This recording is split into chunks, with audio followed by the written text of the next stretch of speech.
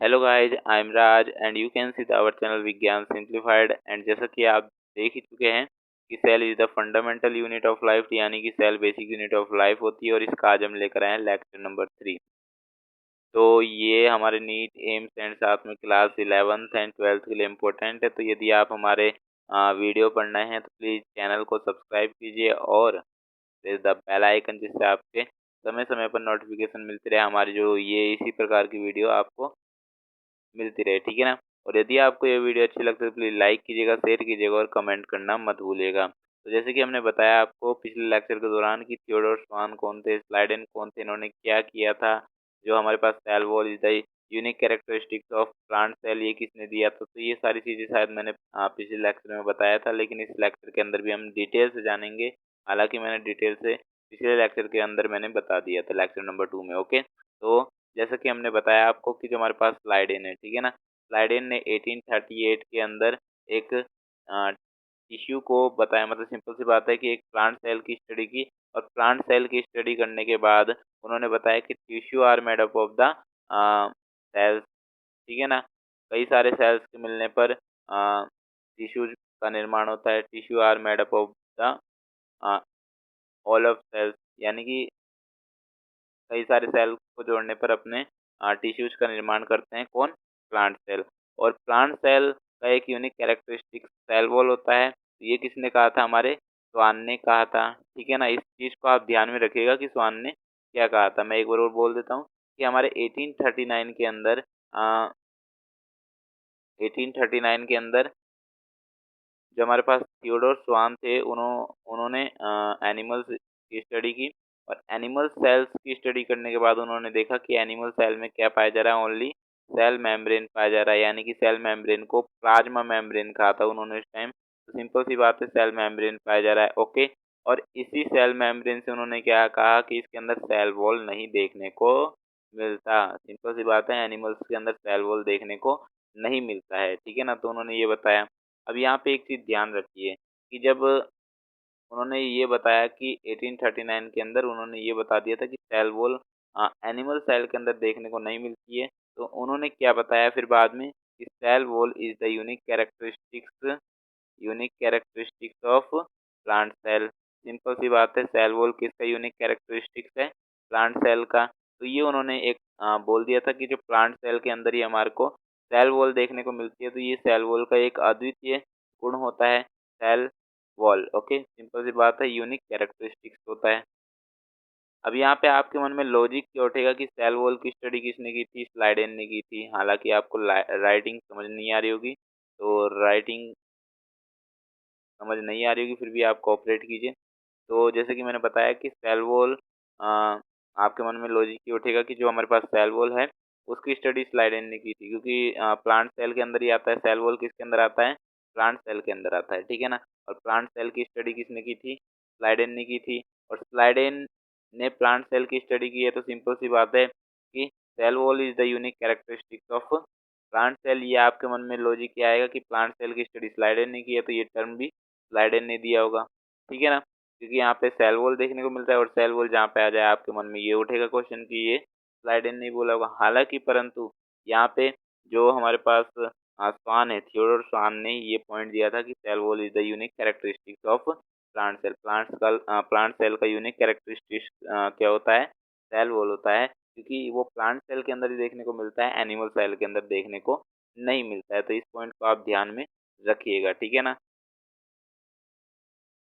और इन्होंने cell theory भी दी। सेल थ्योरी के अंदर इन्होंने बताया कि जो हमारे पास जो सभी ऑर्गेनिज्म होते हैं वो किसके द्वारा कंपोज्ड होते हैं, सेल्स के द्वारा कंपोज्ड होते हैं। उनकी cell is the structural and functional unit of all living being. Simple सी बात थी, उन्होंने कहा था।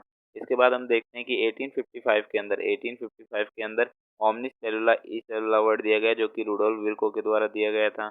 और इसका मतलब होता है कि all living cells arises from pre existing cells. Simple सी बात है, जो सभी जीवित कोशिकाएं होती हैं, यानी कि जो न्यू सेल्स होती हैं वो किसके द्वारा ओरिजिन होता है, उसका प्री एग्जिस्टिंग सेल्स के द्वारा, ठीक है ना। वो किसके द्वारा ओरिजिनेट होती है, प्री एग्जिस्टिंग सेल्स के द्वारा वो ओरिजिनेट होती है। तो सिंपल सी बात है, रुडोल्फ विर्को ने ये एक पॉइंट दिया था 1855 का, 1855 के अंदर दिया था।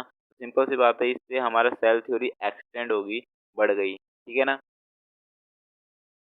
इसके बाद जो इन्होंने पॉइंट दिया था कि जो सेल थ्योरी है, सिंपल सी बात है कि जो सेल थ्योरी में उन्होंने जो पॉइंट दिया था कि जो हमारे पास सभी लिविंग सेल्स हैं वो प्री एग्जिस्टिंग सेल्स से ही ओरिजिनेट होते हैं, तो उसको जो सिद्ध किया गया था वो पास्टर के द्वारा किया गया था। पास्टर ने, जैसे कि शायद मैंने पिछले लेक्चर में बताया होगा, और नहीं बताया तो मैं इस लेक्चर में ज़रूर बताऊंगा कि पास्टर ने क्या किया था। पास्टर ने ये किया था कि एक मतलब यहाँ पे इस प्रकार का एक नेक फ्लास्क ले लिया था, ठीक है ना। और यहाँ पे क्या करते हैं कि उन्होंने मतलब यहाँ पे इसको स्वान नेक फ्लास्क बोलते हैं, ठीक है ना। तो इसको स्वान नेक फ्लास्क बोलते हैं। और यहाँ पे उन्होंने क्या किया कि कई सारे मत थे उस टाइम प्यूपल्स के कि वहाँ पे जो ओरिजिनेट होता है वो लिविंग सेल से नहीं होगा बल्कि नॉन लिविंग सेल से भी ओरिजिनेट हो सकती है सेल्स, ठीक है ना। जो लिविंग सेल्स है वो नॉन लिविंग सेल से भी बन सकती है। ये कई लोगों के मत थे, परंतु इस मत को खत्म किसने किया? पास्टर ने किया 1862 के अंदर, ठीक है ना। ये भी ध्यान रखिए कब किया था, 1862 के अंदर। कैसे किया? जैसे कि मैंने बताया कि स्वान नेक फ्लास्क है, तो उन्होंने क्या किया कि स्वान नेक फ्लास्क लिया और उसके अंदर मीट का शोरबा भर दिया, और फिर वहाँ पे उन्होंने कहा कि इसको मैं कितने दिन तक रखूँ जिससे इसके अंदर लिविंग सेल्स बन जाए। तो सिंपल सी बात है, लोगों ने वहाँ पे क्या कहा कि 1 मंथ तो कम से कम आपको रखना पड़ेगा, ठीक है ना। तो उन्होंने 1 मंथ रखा, परंतु वहाँ पे लिविंग सेल्स नहीं बनी। उन्होंने और टाइम मांगा, परंतु फिर भी नहीं बनी, ठीक है ना। लोगों ने और टाइम मांगा, फिर भी वहाँ पे नहीं बनी। तो फिर बोले और टाइम लेना है क्या आपको? फिर लोगों ने अपनी हिम्मत छोड़ दी। सिंपल सी बात है कि जब लिविंग सेल्स नहीं बन रही है तो उन्होंने बोला आप बनाकर दिखलाइए। तो उन्होंने बनाकर दिखलाया। अब क्या किया था उन्होंने, तो इसको हम समझते हैं। तो उन्होंने एक स्वान फ्लास्क लिया था, इसी प्रकार मैं बना देता हूँ। एक इस प्रकार का था, ठीक है ना। हालांकि ये सही तो चित्र नहीं है, जो आपने डायग्राम में देखा था वैसा का वैसा तो मैं बना नहीं सकूंगा इस टाइम, क्योंकि जल्दी से मेरे को पढ़ाना है। तो जैसे कि आप देख सकते हैं कि जो हमारे पास स्वान नेक फ्लास्क है इस प्रकार का होता है। और इसके अंदर क्या किया था उन्होंने कि यहाँ पे इस प्रकार मतलब कर्व दे दिया था, यहाँ पे इस प्रकार का कर्व दे दिया था। तो इससे क्या होता है कि जब यहाँ से कोई भी लिविंग पार्टिकल्स आता है, जब यहाँ से कोई भी लिविंग पार्टिकल्स आएगा तो वो यहीं पर रुक जाएगा, ठीक है ना। यहीं पर रुक जाता है, वो आगे नहीं जाएगा, ठीक है ना, आगे नहीं जाता है। अब जो जैसे कि रुडोल्फ विर्को का पॉइंट था कि जब कोई लिविंग सेल्स होगी जब भी वहाँ पे दूसरी नई लिविंग सेल्स बनेगी, ठीक है ना। पुरानी लिविंग सेल्स होनी चाहिए जब भी वहाँ पे न्यू लिविंग सेल्स बनेगी। तो सिंपल सी बात है, ऐसे ही जब उन्होंने यहाँ पे कर्व दे दिया था तो इससे आगे नहीं जा रही थी। सिंपल सी बात है, इससे आगे कोई भी ऑर्गेनिज्म नहीं जा पा रहा था, कोई भी लिविंग सेल्स नहीं जा पा रही थी, क्योंकि हम जानते हैं कि जो वायु होती है, एयर होती है, उसके अंदर कई सारे ऑर्गेनिज्म होते हैं, ठीक है ना। कई सारे वायरस भी होते हैं, बैक्टीरिया भी होते हैं, कई सारे होते हैं, ठीक है ना। सिंपल सी बात है कि वो आगे भी जा सकते हैं, और जब यहाँ से जाएंगे तो वो इसके अंदर भी जाएंगे, और जब इसके अंदर जाएंगे तो इसके अंदर लिविंग सेल्स बन जाएगी। तो उन्होंने क्या किया कि यहाँ पे कर्व इसलिए दिया क्योंकि वो आगे ना जा पाए, और इससे क्या है, जो लोगों का मत था कि जो नॉन लिविंग सेल्स होती है उससे लिविंग सेल्स बन जाती है, तो उसको खत्म करने का उनका एक मतलब प्रोसीजर था, ठीक है ना। इसी कारण से उन्होंने कर्व दिया था यहाँ पे, ठीक है ना। तो अब जब लिविंग सेल्स ही नहीं जाएगी तो वहाँ पे कोई भी लिविंग सेल्स नहीं बनेंगी, ठीक है ना। कोई भी लिविंग ऑर्गेनिज्म जब आगे नहीं जाएगा तो सिंपल सी बात है, कोई भी आगे मतलब उस शोरबे के अंदर लिविंग ऑर्गेनिज्म या लिविंग सेल्स नहीं बनेंगी, तो वो सड़ेगा भी नहीं जल्दी से, ठीक है ना। तो कई दिन हो गए परंतु कोई भी लिविंग सेल नहीं बनी, तो उन्होंने क्या किया कि जब लोग बाग वहाँ पे हार मान ली उन्होंने, तो उन्होंने क्या किया कि यहाँ से इस प्रकार डिस्टेंस मतलब सेपरेट कर दिया, ऊपर का जो पार्ट था वो सेपरेट कर दिया। और सेपरेट करने के बाद केवल ये पार्ट बचा था, ठीक है ना, ये वाला पार्ट बचा था। और इस पार्ट के अंदर क्या किया उन्होंने कि डायरेक्ट हवा मतलब अब इस पार्ट के अंदर क्या किया जा रहा था, डायरेक्ट हवा जा रही थी, ठीक है ना। क्या जा रही थी, डायरेक्ट एयर जा रही थी, और इस एयर के अंदर कई सारे ऑर्गेनिज्म उपस्थित थे, ओके।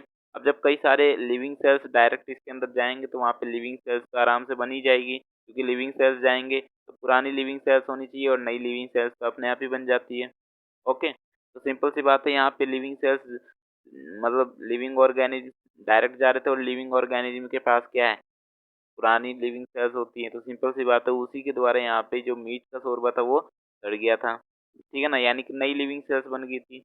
तो जो उन्होंने अबायोजेनेसिस था, जो लोगों की अबायोजेनेसिस थी, यानी कि अबायोजेनेसिस हाइपोथेसिस थी। सिंपल सी बात है कि जो लोगों की सोच थी कि नॉन लिविंग ऑर्गेनिज्म से लिविंग सेल्स बन सकती है, तो वो उन्होंने ख़त्म कर दिया कि ईंट से, पत्थर से आदि से भी लिविंग सेल्स बन सकती है। तो ऐसा बिल्कुल भी नहीं होता है। तो 1862 के अंदर लुईस पास्चर ने ये कर दिया था।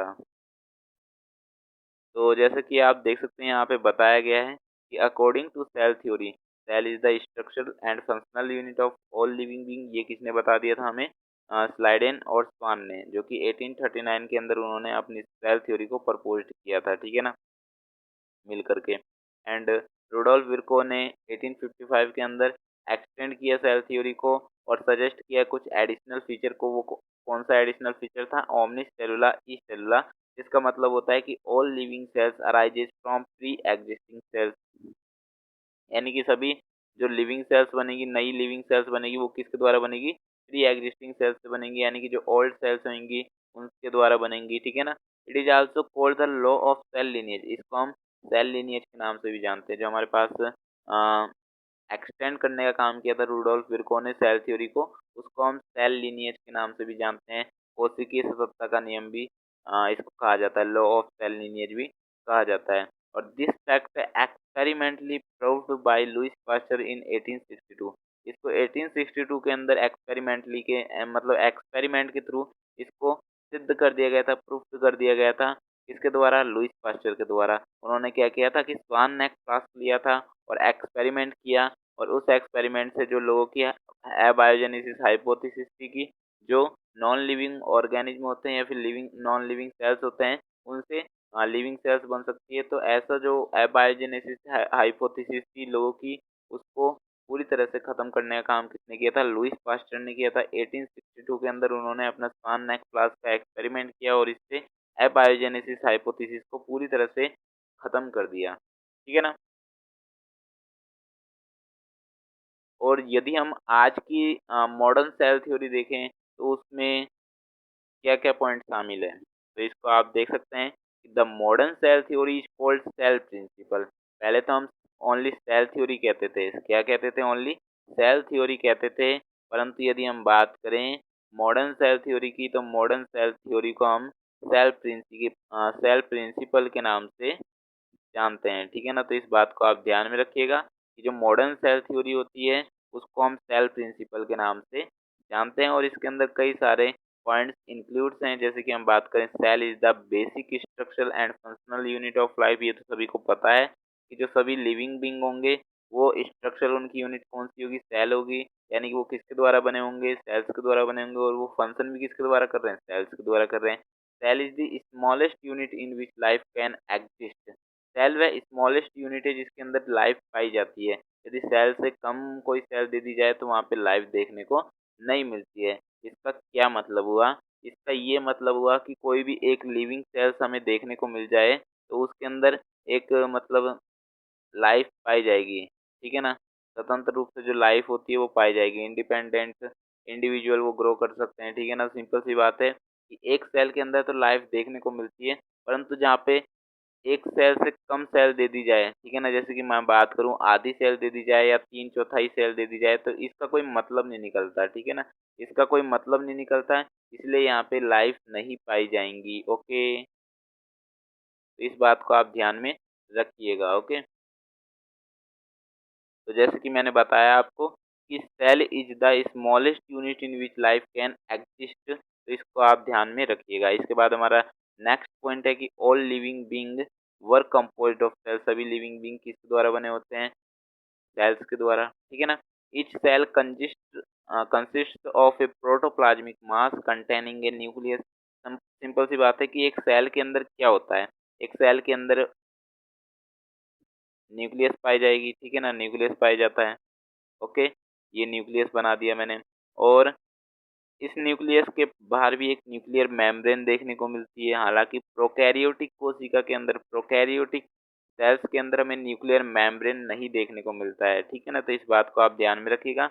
लेकिन यदि हम बात करें सेल्स की बात करें, हालांकि हम यहाँ पे क्योंकि हम प्रोकैरियोटिक और यूकैरियोटिक सेल्स के अंदर नहीं जा रहे हैं, क्योंकि हम इसको अगले लेक्चर के दौरान देखने वाले हैं, तो आप इसको अभी ध्यान में रखना चाहें तो रख सकते हैं, नहीं तो हम अगले लेक्चर के अंदर बताएंगे जरूर, ठीक है ना। सिंपल सी बात है कि न्यूक्लियस है तो न्यूक्लियस पाया जाता है एक सेल के अंदर, और इस न्यूक्लियस के अलावा जो भी यहाँ पे लिक्विड भरा होगा उसे हम क्या कहते हैं, साइटोप्लाज्म कहेंगे या फिर प्रोटोप्लाज्म कह सकते हैं। न्यूक्लियस को मिला के तो हम क्या कहते हैं,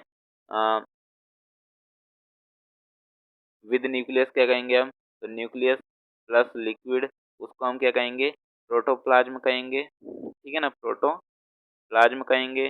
परंतु यदि हम बात करें कि ओनली यानी कि न्यूक्लियस को वहां से निकाल दिया जाए, रिमूव कर दिया जाए, और ओनली बाहर का जो लिक्विड है उसको हम क्या कहेंगे, उसको हम कहेंगे साइटोप्लाज्म। इस बात को आप ध्यान में अभी रख लीजिए तो बेटर होगा, ओके। और यदि हम बात करें कि न्यूक्लियस के अंदर जो हमें देखने को मिल रहा है, न्यूक्लियस के अंदर जो लिक्विड देखने को मिलेगा, यानी कि न्यूक्लियस मेम्ब्रेन, जो हमारे पास न्यूक्लियस का जो मेम्ब्रेन है वो न्यूक्लियर मेम्ब्रेन हो गया, और उसके अंदर जो लिक्विड हमें देखने को मिलेगा वो होएगा, तो वो हो जाता है हमारे पास न्यूक्लियोप्लाज्म, ओके। तो सिंपल सी बात है, इस बात को आप ध्यान में रखिएगा। और नहीं भी रखना चाहें तो अभी कोई टेंशन नहीं, क्योंकि हम अगले लेक्चर के दौरान इसको अच्छी तरह से पढ़ेंगे। तो यहाँ पे हमने देखा कि जो हमारे पास साइटोप्लाज्म क्या होता है, यानी कि जब हम प्रोटोप्लाज्म की बात करें तो उसमें न्यूक्लियस आ जाता है, साइटोप्लाज्म की बात करें तो न्यूक्लियस हटा दिया जाता है, और न्यूक्लियोप्लाज्म की बात करें तो वहाँ पे हमें केवल न्यूक्लियर मेम्ब्रेन के अंदर जो लिक्विड भरा हुआ है उसको हम देखते हैं, ठीक है ना। तो इस बात को आप ध्यान में रखना चाहें तो रख सकते हैं, नहीं रखना चाहें तो हम अगले लेक्चर के दौरान अच्छी तरह से आपको बताएंगे, तो आप वहाँ पे समझ जाएंगे, ठीक है ना। तो यहाँ पे हमने देखा कि एक सेल के अंदर क्या क्या पाया जाता है, प्रोटोप्लाज्म पाया जाता है, प्रोटोप्लाज्मिक मास होता है, सिंपल सी बात है, प्रोटोप्लाज्म पाया जा रहा है तो उसी का मास देखने को मिलेगा, एंड साथ में न्यूक्लियस पाई जाती है, ठीक है ना। A cell is able to maintain its vitality and individuality, जैसे कि हमने ऊपर बता ही दिया आपको कि एक सेल ही अपनी वाइटलिटी या इंडिविजुअलिटी को शो करेगी, ठीक है ना। यदि हम आधी सेल ले लें या 3/4 या फिर 1/4 इस प्रकार की सेल ले तो उसका कोई मतलब नहीं निकलता। इसी कारण से एक ही सेल, यदि हम बात करें, कई सारे हमारे यूनिसेलुलर ऑर्गेनिज्म पाए जाते हैं, और कई ऐसे ऑर्गेनिज्म होते हैं जो कि मल्टी सेलुलर होते हैं। तो सिंपल सी बात है कि मल्टी सेलुलर भी अपनी इंडिविजुअलिटी को शो करते हैं, और यूनिसेलुलर ऑर्गेनिज्म भी अपनी इंडिविजुअलिटी को शो करते हैं। परंतु यदि हम देखें यूनिसेलुलर से कोई कम ऑर्गेनिज्म देखने को मिलता है, यदि हम बात करें 3/4 का ऑर्गेनिज्म, 1/4 का ऑर्गेनिज्म, तो ऐसा कोई ऑर्गेनिज्म है ही नहीं। सिंपल सी बात है कि एक सेल से कम कोई होता ही नहीं है सेल। तो अपनी जो सेल्स अपनी इंडिविजुअलिटी या फिर वाइटलिटी को बनाए रखते हैं, कौन बनाए रखते हैं, एक सेल भी अपनी इंडिविजुअलिटी और वाइटलिटी को बनाए रखने में एबल होता है, सक्षम होता है, ये पॉइंट हमें ये कहता है, ठीक है ना। A cell can not arise de novo, यानी कि एक सेल अपने आप नहीं बन सकती है। अराइज डी नोवो का मतलब यहाँ पे क्या हुआ कि अपने आप बनना, स्पॉन्टेनियस, ठीक है ना। अपने आप बनने की जो क्रिया होती है उसे हम डी नोवो कहेंगे। तो एक सेल, कोई भी सेल ले लीजिए, तो वो अपने आप नहीं बनती है, always arise pre existing sales, वो सभी हम जानते हैं कि 1855 के अंदर रूडोल्फ विर्को ने क्या पॉइंट दिया था कि all living cells arises from pre existing sales. तो वो जो सभी लिविंग सेल्स हैं वो किसके द्वारा बनेंगी, प्री एग्जिस्टिंग सेल्स के द्वारा बनती है, ठीक है ना। और नीचे क्या बताया गया है यहाँ पे नीचे वाला पॉइंट में कि all present day cells have a common origin, ठीक है ना। यदि हम आज के समय में देखें तो आज के समय में हमें क्या देखने को मिलता है कि जो सेल्स हैं उनका भी कोई ना कोई कॉमन ओरिजिन रहा होगा, और वो कॉमन ओरिजिन हम सभी देखते हैं, ठीक है ना। हमें सभी ऑर्गेनिज्म के अंदर देखने को मिलेगा, यानी कि उस जो सबसे पहली सेल होगी उसके अंदर जो चीज उपस्थित होगा वो सभी ऑर्गेनिज्म के अंदर देखने को मिलता है, ठीक है ना। तो इस बात का ये मतलब होता है। और नीचे बताया गया कि no organism can have a activity without cell, simple सी बात है कि कोई भी ऑर्गेनिज्म बिना किसी सेल्स के एक्टिविटी शो नहीं करेगा। जैसे कि हमने ऊपर बता ही दिया है कि cell is the basic structural and functional unit of life, यानी कि सेल ही वो एक ऐसी यूनिट है जो कि स्ट्रक्चरल यूनिट होती है एंड फंक्शनल यूनिट होती है, यानी कि कोई भी एक्टिविटी विदाउट सेल नहीं हो सकती है, क्योंकि ऑर्गेनिज्म, कोई भी ऑर्गेनिज्म ले लीजिए आप, तो वो विदाउट सेल होता ही नहीं है, ठीक है ना। Basically cells are totipotent unless and until they are specialised, simple सी बात है कि यदि हम बात करें कि एक सेल्स को लेकर, तो सेल्स टोटिपोटेंट होती है। टोटिपोटेंट का मतलब क्या होता है टोटिपोटेंट का मतलब ये होता है कि कोई भी एक सेल्स के द्वारा पूरा ऑर्गेनिज्म बनने की जो प्रोसेजेज होती हैं उसको हम क्या कहते हैं, टोटिपोटेंट कहते हैं। जैसे कि इस सेल के द्वारा पूरा जो ऑर्गेनिज्म हो जाता है वो बन जाए तो उसको हम क्या कहेंगे, इसको हम कहते हैं टोटिपोटेंट की प्रोसेज। और ये बेसिकली कहाँ देखने को मिलता है, ओनली प्लांट्स के अंदर हमें अधिकतर देखने को मिलता है। ओके, तो इस बात को ध्यान में रखिएगा। और टोटिपोटेंट जब तक ये शो करेंगी जब तक ये स्पेशलाइज्ड ना हो, जब स्पेशल हो जाएंगी ये तब ये टोटिपोटेंट शो नहीं करती हैं, ठीक है ना। तो जब ये स्पेशल हो जाएंगी तो टोटिपोटेंट शो नहीं करेंगी, और जब स्पेशल नहीं होंगी तो ये टोटिपोटेंट शो करेंगी। इस बात का आप ध्यान रखेंगे खासकर, ठीक है ना। तो खास तौर पर इस बात का ध्यान रखेंगे। इस cell contain all the required information in the form of genetic material. जैसे कि हमने बात करी कि एक सेल के अंदर क्या क्या देखने को मिलता है, प्रोटोप्लाज्मिक मास देखने को मिलता है, न्यूक्लियस देखने को मिलता है, और उसके साथ साथ डीएनए भी देखने को मिलता है उसके अंदर। और डीएनए क्या है, एक जेनेटिक मटेरियल है, ठीक है ना, जेनेटिक मटेरियल है। तो ये एक जेनेटिक मटेरियल है, और इसी जेनेटिक मटेरियल के अंदर सारी इंफॉर्मेशन मौजूद होती है कि कोई भी ऑर्गेनिज्म के अंदर यदि हम कोई समानता देखते हैं तो वो किसके थ्रू देखते हैं, जेनेटिक मटेरियल के थ्रू। कोई ऐसे बोलता है कि मतलब इनकी मम्मी की नाक की मतलब कोई जैसे कि बेबी पैदा होता है तो वो बोलते हैं कि इसकी नाक पापा पे गई है, मम्मी पे गई है। तो इस प्रकार मतलब उसमें जो जेनेटिक मटेरियल्स थे वो मम्मी पापा से आए थे। तो सिंपल सी बात है कि जो जेनेटिक मटेरियल है उसमें ही सारी इंफॉर्मेशन मौजूद होती है। इसी कारण से कुछ ना कुछ हमारे को बेबीज में या किसी में भी समानता देखने को मिलती है। किसके कारण, जेनेटिक मटेरियल के कारण। और वो जेनेटिक मटेरियल क्या है, DNA, deoxy ribo nucleic acid है इसका फुल फॉर्म। ओके, तो इस बात का भी खासकर ध्यान रखेंगे। ओके, तो यहाँ पे हमने जो मॉडर्न सेल थ्योरी थी इसको भी कंप्लीट किया। इसमें हमने बताया आपको कि मॉडर्न सेल थ्योरी को सेल प्रिंसिपल के नाम से जाना जाता है, और सेल ही स्ट्रक्चरल एंड फंक्शनल यूनिट होती है। Cell is the smallest unit in which life can exist. Simple सी बात है, सेल वह सबसे स्मॉलेस्ट यूनिट होगी जिसके अंदर लाइफ देखने को मिलती है। यदि इससे कम कोई सेल देखने को मिल जाए तो वहाँ पे लाइफ ही नहीं होगी, सिंपल सी बात है। और all living being were composed of cells. सभी जानते हैं कि सभी लिविंग बींग किसके द्वारा बने होते हैं, सेल्स के द्वारा बने होते हैं। और सेल्स के अंदर क्या देखने को मिलता है, प्रोटोप्लाज्मिक मास देखने को मिलता है, और न्यूक्लियस देखने को मिलता है, और साथ में डीएनए भी देखने को मिलता है। और डीएनए एक जेनेटिक मटेरियल होता है जिसके अंदर सारी इंफॉर्मेशन मौजूद होती है, ठीक है ना। A cell a cell is able to maintain its vitality and individuality. Simple सी बात है, कोई भी सेल ले लीजिए तो वो अपनी वाइटलिटी और इंडिविजुअलिटी को बनाए रखने में एबल होता है, चाहे वो यूनिसेलुलर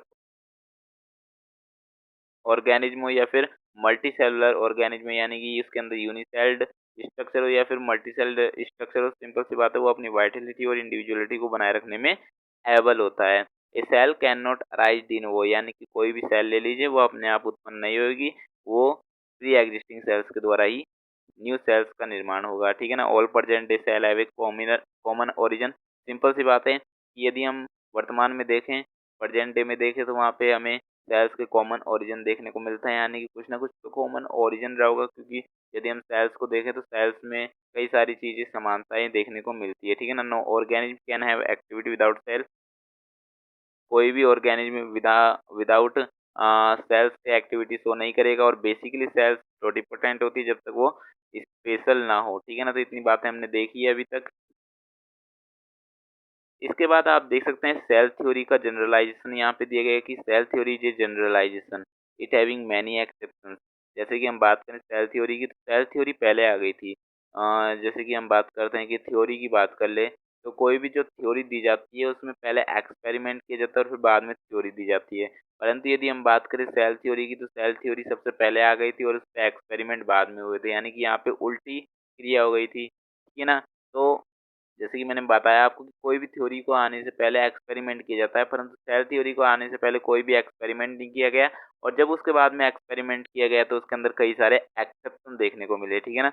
अब वो एक्सेप्शन क्या थे, वायरस, म्यूकर एंड राइजोपस जो कि फंजाई के अंदर आते हैं, protozoa. There are many cells which do not have true nucleus जो कि प्रोकैरियोटिक सेल होते हैं।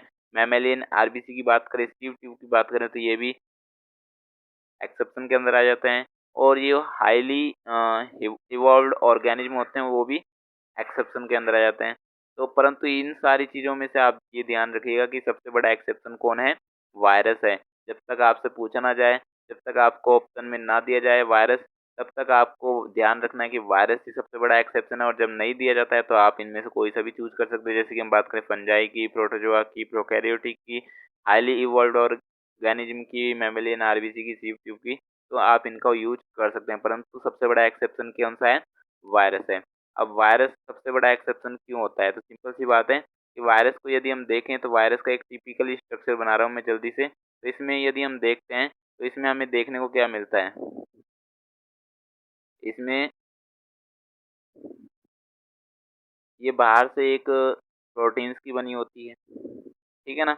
बाहर से एक प्रोटीन की बनी होती है और इसके अंदर न्यूक्लियस पाया जाता है, ठीक है ना? न्यूक्लियस पाया जाएगा। तो सिंपल सी बात है, यदि हम एक वायरस को देखते हैं तो इसके अंदर केवल प्रोटीन पाया जाता है और साथ में एक न्यूक्लियस पाई जाती है और इसके अंदर कुछ भी देखने को नहीं मिलता है। यानी कि यदि हम बात करें सेल की, सेल वॉल की, तो इसमें कुछ भी देखने को नहीं मिलता है। इसी कारण से वायरस सबसे बड़ा एक्सेप्शन है। अभी भी आपको यदि समझ में नहीं आया है तो मैं इसको दोबारा समझाने की कोशिश करता हूँ। जैसे कि हमने बात करी कि cell is the structural and functional unit of all living being, यानी कि सभी जीवित जीव की, यानी कि ऑल लिविंग ऑर्गेनिज्म की स्ट्रक्चरल एंड फंक्शनल यूनिट कौन सी होती है? सेल होती है, ठीक है ना? मतलब सभी जीवों के अंदर, सभी ऑर्गेनिज्म के अंदर हमें सेल देखने को मिलना चाहिए। परंतु यदि हम बात करें कि हमारे पास वायरस है तो वायरस के अंदर तो कोई भी सेल मौजूद नहीं है, सेल वॉल मौजूद नहीं है, तो सिंपल सी बात है ये एक बड़ा एक्सेप्शन माना जाता है, बड़ा अपवाद माना जाता है, ठीक है ना? तो इस बात को आप ध्यान में रखिएगा, ठीक है ना? अब तो आपको समझ में आ गया होगा कि किसी भी ऑर्गेनिज्म के अंदर सेल वॉल होना, सेल होना जरूरी है, नहीं तो वो एक्सेप्शन के अंदर जरूर आएगा। तो वायरस के अंदर ना तो सेल थी और ना सेल वॉल थी, सिंपल सी बात है वो एक्सेप्शन के अंदर आया। क्यों आया? क्योंकि उसके अंदर केवल प्रोटीन थी एंड न्यूक्लियस था। ओके, प्रोटीन की जो आवरण था बस वही पाया जा रहा था, ठीक है ना? अब यदि हम बात करें कि म्यूकर और राइजोपस को क्यों लिया गया, तो सिंपल सी बात है कि फंजाई के अंदर तो हमें सेल वॉल देखने को मिलती है, ठीक है ना? परंतु म्यूकर और राइजोपस को क्यों लिया गया? तो ये मल्टी न्यूक्लिएट होती हैं, यानी कि इसके अंदर कई सारे न्यूक्लियस से मिलकर ये बने हुए होते हैं। यानी कि इसके अंदर कई सारे इस प्रकार के न्यूक्लियस पाए जाएंगे, तो ये मल्टी न्यूक्लिएट होते हैं, ठीक है ना? यानी कि इसके अंदर कई सारे न्यूक्लियस पाए जाते हैं, इनके अंदर सेल देखने को नहीं मिल रही। सिंपल सी बात है, ये भी एक एक्सेप्शन के अंदर आ जाता है। ओके, अब यदि हम बात करें प्रोटोजोआ को क्यों लिया गया है, तो हमने जैसे कि बात करी थी कि सेल ही कोई भी ऑर्गेनिज्म विदाउट सेल के कोई भी ऑर्गेनिज्म नहीं पाया जाएगा। और सेल ही स्ट्रक्चरल एंड फंक्शनल यूनिट होगी। और सेल्स अपनी इंडिविजुअलिटी और वाइटलिटी को बनाए रखने में एबल होती है। एक सेल से हमें कुछ भी कम देखने को नहीं मिलता है। तो इसी बात को यदि हम मतलब इसी बात को ध्यान में रख के चले तो प्रोटोजोआ को देखते हैं। तो प्रोटोजोआ में एक सेल होती है और उस सेल के अंदर भी अपने कामों को डिवाइड कर दिया जाता है, ठीक है ना? 4-5 भागों में डिवाइड कर दिया जाता है कि तुम ये करोगे, ये सेल जो दे दी उसको कुछ और काम दे दिया गया, इसको और कुछ काम दे दिया गया और इसको और कुछ दे दिया गया। तो इस प्रकार इनमें कामों को भी बांट दिया जाता है, डिफ्रेंशिएट कर दिया जाता है। इसी कारण से ये भी एक्सेप्शन के अंदर आ जाता है, क्योंकि हम जानते हैं कि अपनी इंडिविजुअलिटी और वाइटलिटी को बनाए रखने में एक सेल सक्षम होती है और विदाउट सेल्स कोई भी ऑर्गेनिज्म नहीं बना होता है, तो अपनी एक्टिविटी को बनाए रखती है। सिंपल सी बात है, एक सेल अपनी एक्टिविटी को डिफ्रेंशिएट नहीं कर सकती है, अपनी एक्टिविटी को खुद ही करने में सक्षम हो तब मानते हैं उसे। परंतु यहाँ पर तो डिफ्रेंशिएट कर दिया गया, ठीक है ना? इसी कारण से ये एक्सेप्शन के अंदर आ गया। There are many cells which do not have true nucleus. जैसे कि हम बात करें प्रोकैरियोटिक सेल की, तो प्रोकैरियोटिक सेल के अंदर टिपिकल स्ट्रक्चर बना देता हूँ मैं। तो प्रोकैरियोटिक सेल के अंदर क्या देखने को मिलता है? ओनली डीएनए देखने को मिलता है, जो कि हिस्टोन प्रोटीन नहीं पाया जाता है इसके अंदर। डीएनए के अंदर हिस्टोन प्रोटीन नहीं पाया जाता है, ओनली डीएनए देखने को मिलता है, ठीक है ना? और यदि हम बात करें डीएनए के साथ क्या देखने को मिलता है, न्यूक्लियस देखने को मिलता है। और न्यूक्लियस के साथ भी न्यूक्लियर मेम्ब्रेन देखने को नहीं मिलता है, यानी कि न्यूक्लियस के साथ जो मेम्ब्रेन आती है वो देखने को नहीं मिलता है इसके अंदर। सिंपल सी बात है, केवल डीएनए और न्यूक्लियस देखने को मिलता है। इसी कारण से इसे किसकी कैटेगरी में लिया जाता है? प्रोकैरियोटिक की कैटेगरी में लिया जाता है। इसी कारण से इसे प्रोकैरियोट कहा जाता है।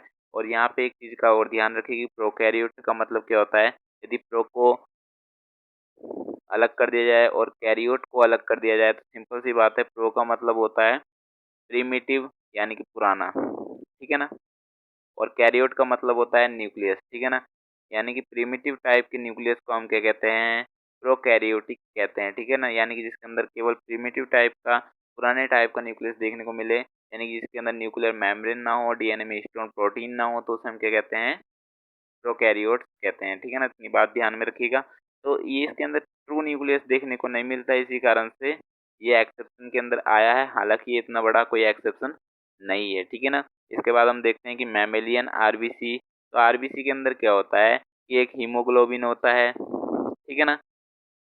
यदि हम बात करें आरबीसी की, तो आरबीसी के बाहर क्या पाया जाता है, एक सेल, मतलब बाहर से एक आवरण पाया जाएगा और उसके अंदर हीमोग्लोबिन होगा, जिसके अंदर आयरन आदि एलिमेंट्स मौजूद होंगे, जिसके अंदर आरबीसी बैरी होगी। सिंपल सी बात है कि आरबीसी के अंदर हीमोग्लोबिन देखने को मिलता है, ठीक है ना। तो इसके अंदर भी कोई सेल देखने को नहीं मिलता है, सेल वॉल देखने को नहीं मिलती है, तो इसी कारण से ये भी एक एक्सेप्शन के रूप में लिया गया। इसी प्रकार सीव ट्यूब के अंदर भी देखने को मिलता है, तो इसी प्रकार सीव ट्यूब में भी पाया जाता है, इसी कारण से इसको भी एक्सेप्शन की कैटेगरी में लिया गया है, ठीक है ना। यानी कि इसके अंदर न्यूक्लियस नहीं पाए जाते हैं, ठीक है ना, न्यूक्लियस नहीं पाए जाते हैं। आरबीसी की बात करें, सीव ट्यूब की बात करें, तो इसमें हमने क्या देखा, सेल वॉल देखने को मिल रही है, हीमोग्लोबिन देखने को मिल रहा है, परंतु इसमें कहीं न्यूक्लियस देखने को मिल रहा है। एक सेल के अंदर न्यूक्लियस तो होनी चाहिए ना, तो इसके अंदर कहीं भी न्यूक्लियस देखने को नहीं मिलता है, इसी कारण से इनको एक्सेप्शन के अंदर लिया गया, आरबीसी को और सीव ट्यूब को। यदि हम बात करें हाईली इवॉल्व्ड ऑर्गेनिज्म को, तो हाईली इवॉल्व्ड ऑर्गेनिज्म की यदि हम बात करें, तो इसके अंदर भी कई सारी चीजें हैं। जैसे कि हम बात करें कि एक छोटे से सेल को ले लें, ठीक है ना, तो वो अपनी इंडिविजुअलिटी और वाइटलिटी को बनाए रखने में सक्षम होता है, ठीक है ना। एक सेल अपनी इंडिविजुअलिटी और वाइटलिटी को बनाए रखने में सक्षम होता है, परंतु यदि हम बात करें एक मैन की, जो कि एक कॉम्प्लेक्स ऑर्गेनिज्म है, तो इसको, इसकी एक सेल को निकाल दें, ठीक है ना, इसकी एक सेल को निकाल दें और उसको अलग अलग रख लिया जाए, और एक मैन यदि बोलता है, जैसे मैन बोल रहा है, जैसे कि मैं बात कर रहा हूँ, मैं भी एक मैन हूँ, सिंपल सी बात है, मैं भी बात कर रहा हूँ, तो ह्यूमन जैसे बात करता है, तो उसकी एक सेल क्या बात कर सकती है, अपनी इंडिविजुअलिटी और वाइटलिटी को बनाए रख सकती है? नहीं, ठीक है ना।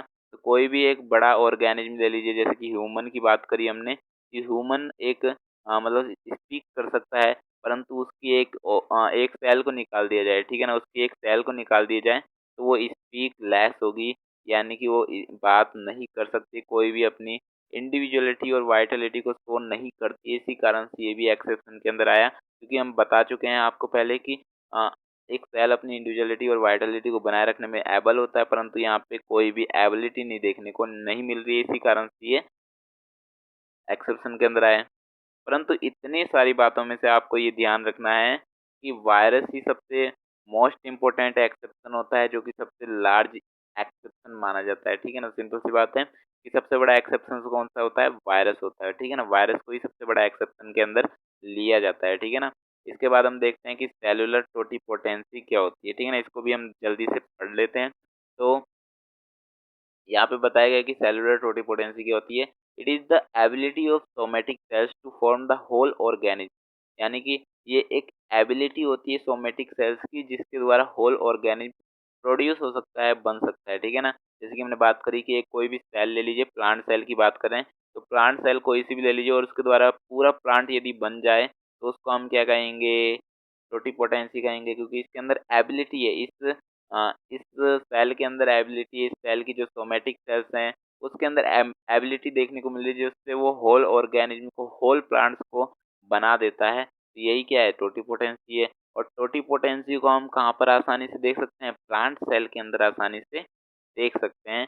और सबसे पहले टोटिपोटेंसी के बारे में किसने बताया था, तो हैबरलैंड ने 1902 के अंदर टोटिपोटेंसी के बारे में बताया था, लेकिन एक्सपेरिमेंटली इसको प्रूफ किसने किया था, स्टीवार्ड ने किया था, ठीक है ना।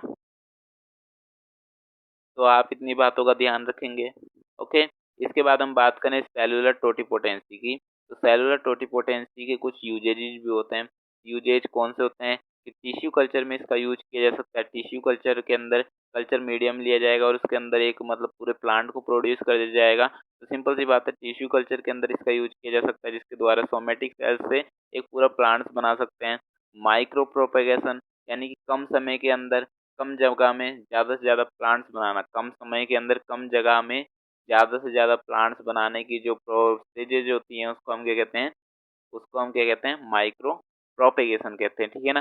और ये किसके द्वारा हो रहा है, यदि इसके डीपली में जाएं, डीपली के अंदर जाएं तो इसमें ये किसके अंदर देखने को मिलता है, टोटिपोटेंसी से हो रहा है। सिंपल सी बात है, वो पूरे जो प्लांट्स बन रहे हैं तो वो किसके द्वारा बन रहे हैं, ओनली टोटिपोटेंसी के कारण बन रहे हैं।